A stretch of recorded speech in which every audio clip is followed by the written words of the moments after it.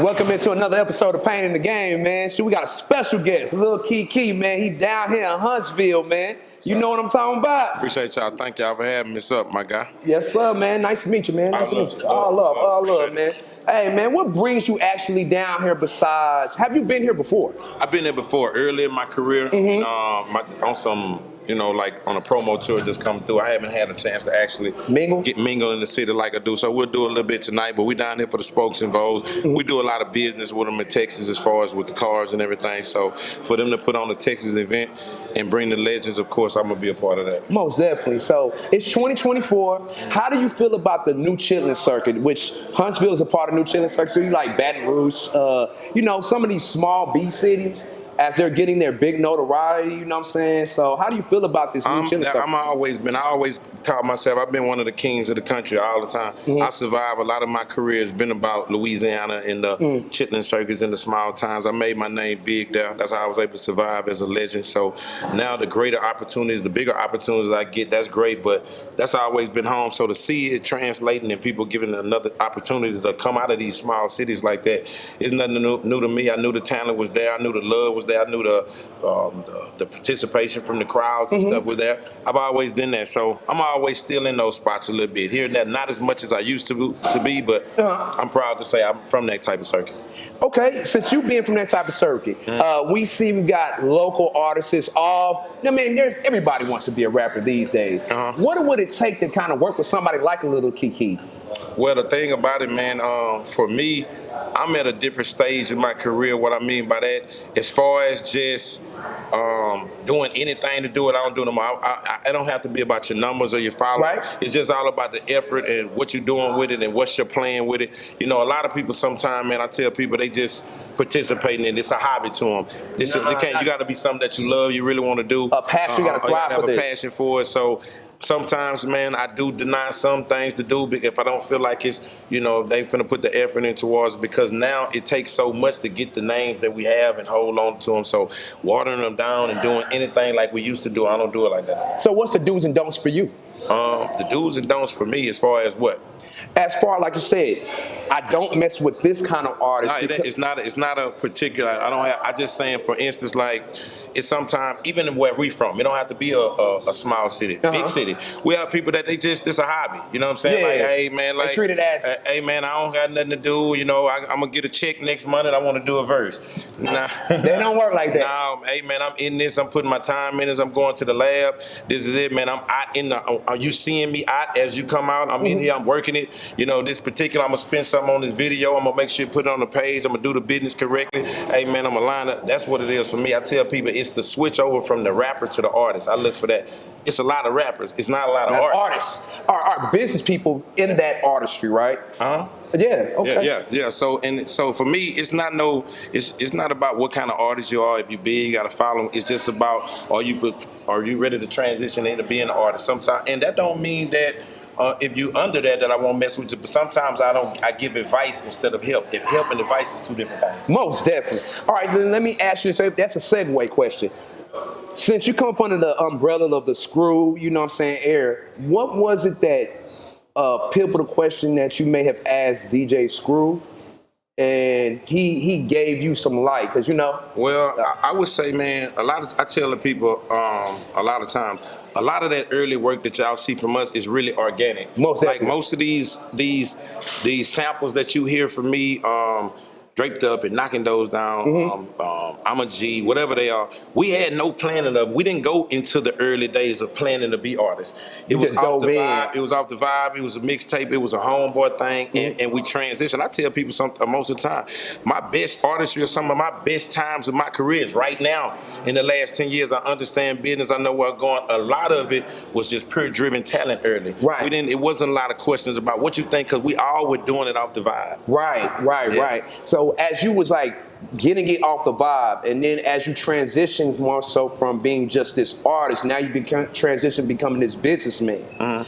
And as you led into that segue and coming into that full-fledged that got you getting booked on tours, because it really brought you outside of the South, you know what I'm saying? It got you to the national level, like the BETs, the MTVs, when they actually were playing music videos, you know what I'm saying? So I would say this. in your opinion, what kind of brought you out of your city? Because you know you have 25 Lotters on my dress. You got SouthSide where we just played. You know what I'm saying? Like some people say, hey, maybe 25 Lotters is what we know Lil Kiki really for, because you know it was a feature song, but still we knew you was like, who's that nigga? But the thing about it, man, it's all about. I've been in the game for a long time in every transition of it, from a cassette to a CD to a stream to whatever it is. So you've seen all transitions of the game. I've seen it all. So it's all about the transition you in at the time. It's sometime, man, when we was doing this, we didn't even have plans for it to go outside of what we was doing. It was all about Texas. And then, you know, at this point, even coming back full circle right now, man, I'm such an independent facade to, hey, man, I always made music to cater to what my people do and the effort that I put in from there, and it reached outside of that. And as we reached, we explored and done more. But I tell people all the time, if I was dealing with a new artist, I don't tell them to take my road. Right. You know, it's a new everything game. don't work for everybody. The game and the format that I put down in the CD era or the cassette era, that ain't what I'm telling you to do in the stream era. Most definitely. You know what I'm saying? So it's much, much different. So I understand all facets of the game. Okay. So what would you tell somebody, even if you could not actually give advice, but what would you point them in the right direction? What would you tell them? I would tell them whatever you're doing, do it time 10.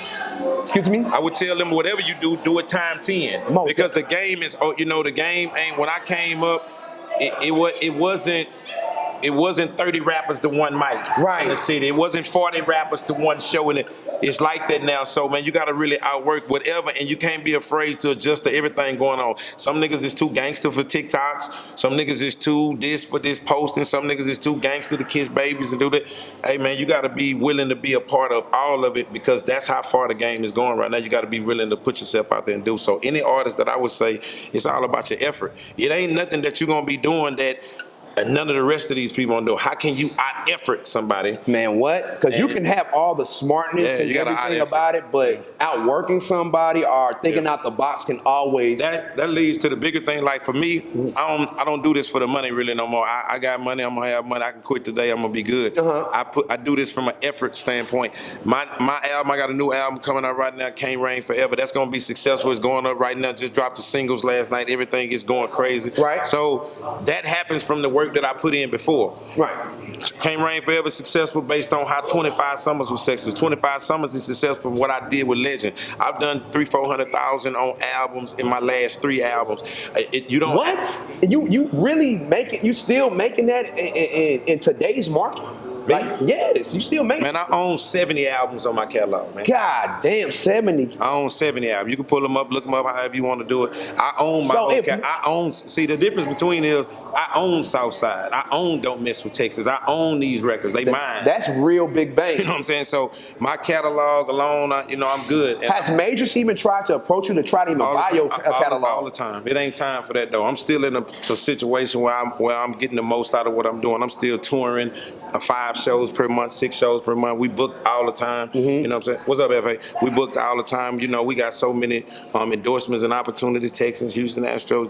I'm real endorsed. I got my own merchandise line, so I don't have no reason to sell. I'm living like I want to stay. I stay in a mansion. I ain't doing it's no passion. I got big cars. I got pools in the back. I got all these things, so I'm not having to rush to sell anything. Right. You know what I'm saying? Like I'm cool. This is gonna be my kids already gonna eat, and I'm working on their kids. So I'm working for your last name at this point. I'm more worried about making sure that these 30 years that I put in for this legacy, that it don't just blow in the wind. It's making it work. So, if I wanted to sell, I could sell because I own my catalog, but that's not even an option right now.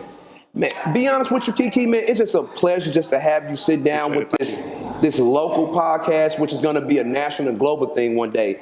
Hopefully one day you may have a podcast, and I would love to be on your show one day. Man, they've tried.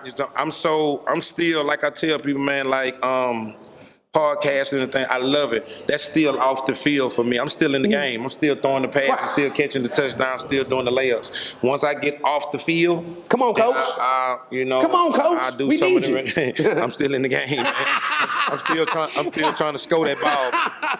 Come on, T.O.